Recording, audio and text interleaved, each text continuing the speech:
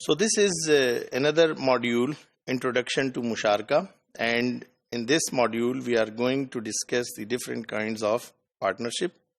Initially, this partnership or shirka can be divided into two major categories, and they are shirkatul milk and shirkatul aqd. اس partnership کو جو دو لوگوں کے درمیان میں ہے، آپ یا تو اسے شرکت الملک کہیں گے یا آپ اسے شرکت العقد کہیں گے. شرکت الملک، so joint ownership of two or more persons in a particular property, asset without any business intention. کہ دو لوگوں کے درمیان ایک کسی چیز کی آنرشپ ہے، مگر اس سے جو مقصد ہے وہ پروفٹ ٹیکنگ نہیں ہے، اور مقصد جو ہے وہ کاروبار نہیں ہے، کاروبار کی نہ نیت سے وہ ٹرانزیکشن کی گئی ہے. دو لوگوں نے مل کے ایک ٹرانزیکشن کی ہے اور اس سے مقصد ان کا نہ کاروبار کرنا ہے نہ منافع کمانا ہے. This comes into being as a result of joint purchase, joint acceptance of gift or a bequest and inheritance of joint property. یعنی یہ کس طرح سے وجود میں آتی ہے شرکت الملک؟ تو اس کے کچھ مختلف کیسز ہو سکتے ہیں. کیس نمبر 1 تو یہ ہے کہ دو لوگوں نے مل کر کوئی ایک جگہ خرید لی. اب دونوں اس میں پارٹنر ہیں، مگر مقصد ان کا وہ کاروبار نہیں ہے، بس دونوں نے مل کر کے خرید لیا ہے.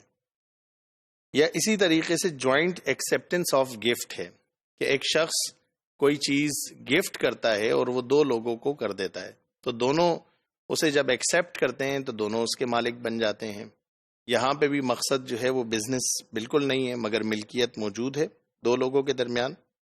اور اے بیکویسٹ، کوئی وصیت کر جاتا ہے اور اس وصیت میں دو لوگوں کے نام کوئی چیز، کوئی زمین یا کوئی گھر کر جاتا ہے. اب وہ دونوں اس کے مالک ضرور ہیں، دونوں اس میں پارٹنرشپ ان کی ہے، مگر مقصد ان کا بزنس کرنا نہیں ہے. And inheritance of joint property, کے والد کا انتقال ہو گیا اور اس کے 2 یا 3 بیٹے ہیں، تو یہ وراثت ان کی طرف منتقل ہوگی اور ان سب کی اس میں پارٹنرشپ ہوگی، وہ اس کے حصہ دار ہوں گے، مگر مقصد ان کا اس سے بزنس کرنا نہیں ہے. جب ہم اس شرکت ملک کی بات کرتے ہیں تو اس میں ایک یہ شرکت اختیاری ہوتی ہے اور کبھی یہ غیر اختیاری ہوتی ہے. So now we are talking about optional means اختیاری، کہ وین اٹ اور دس پارٹنرشپ از تھرو اور دس ملکیت is in your control, تو اس میں this comes into operation through the act of parties. For example, purchase of asset with mutual consent. یعنی جب اختیاری ہے کہ چاہیں آپ شریک بنیں یا چاہیں آپ شریک نہ بنیں. تو اختیاری میں اسی طرح ہے کہ آپ نے کوئی ایسٹ پرچیز کر لیا کسی کے ساتھ مل کر، اور شرکت ملک اس لیے کہیں گے کہ آپ دونوں کا مقصد کوئی بزنس کرنا نہیں ہے اور نہ ہی کوئی بزنس ٹرانزیکشن اور بزنس ایکٹیویٹی آپ کے ذہن میں ہے، مگر یہ اختیاری اس لیے اس ملکیت کو کہا جا رہا ہے کہ یہ آپشنل ہے. آپ چاہیں کسی کے ساتھ مل کر یہ ٹرانزیکشن کریں اور چاہیں یہ ٹرانزیکشن نہ کریں.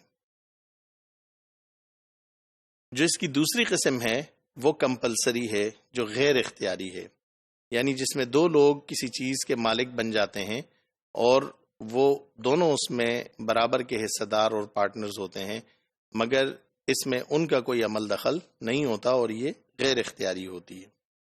سو this comes into operation without any act on the part of parties. For example, ownership of heirs on the inherited property, as we have discussed this previously.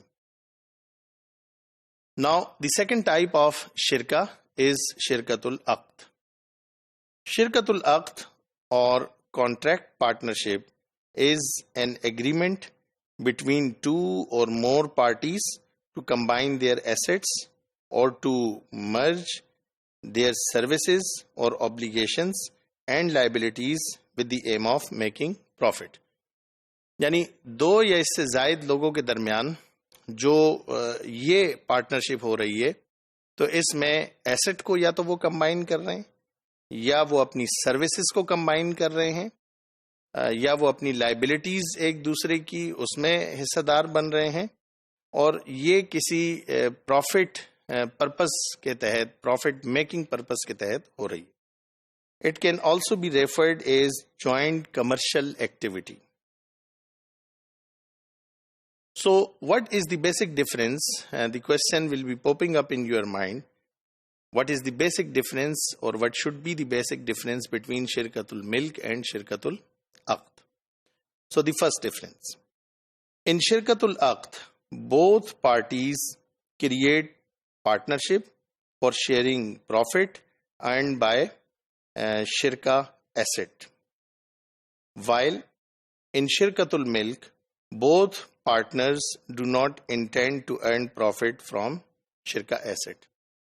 یعنی جو دو پارٹنرز ہیں اگر ان کی انٹینشن ان کی نیت وہ کسی ایسٹ میں اونرشپ کے بعد ان کی نیت کوئی بزنس ایکٹیویٹی کی ہے یا منافع کمانے کی ہے تو وہ شرکت العقد ہوگی، لیکن اگر ایسی کوئی نیت نہیں ہے تو وہ شرکت الملک کہلائے گی.